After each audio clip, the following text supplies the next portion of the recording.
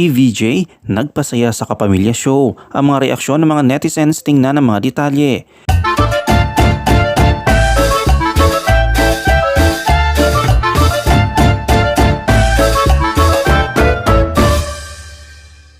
Sa unang pasabog ng magpasikat sa It's Showtime, waging-wagi sa puso ng mga manonood ang naging performance ni Teddy Corpus, Vong Navarro at Jugs Cueta o TVJ.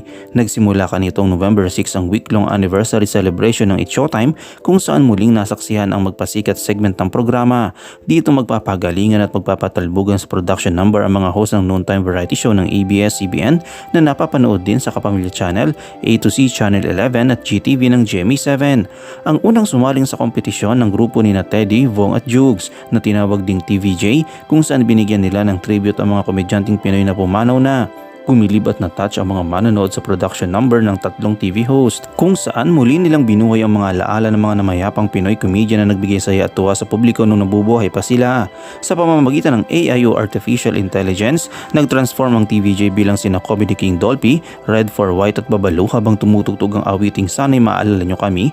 Mas naging emosyonal pa ang pagtatanghali na Teddy, Vong at Jugs nang ipakita rin sa screen sina Chichay, Panchito, Tintoy, Larry Silva, Palito, Porkchop Duo, Ben Tisoy, Aping Daldal, Bentong, Bernardo, Chachupoy, Carding, Chocolate, Delay Atay-Atayan, Don Pepot, Elizabeth Ramsey, Kel Sada, Joy Viado, Mang Tomas, Richie De Horsey, Sammy Lagmay, Sosie Topacio, Subas Herrero, Tado, Noel Unga Ayala at Zoraida Sanchez.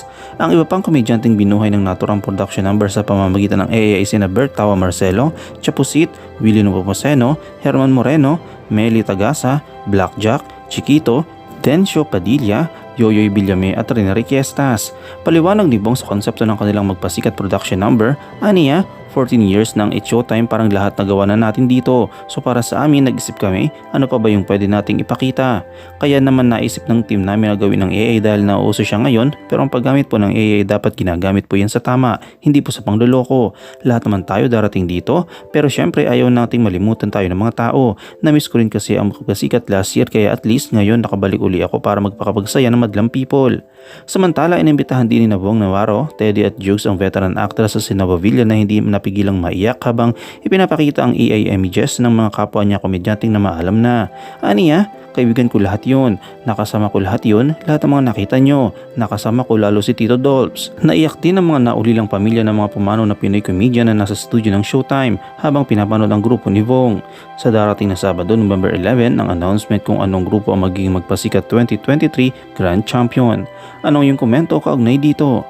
Shoutout tayo kina Sonia Matilos, kay Ivory May Sermino at kay Chris Cherry Cruz.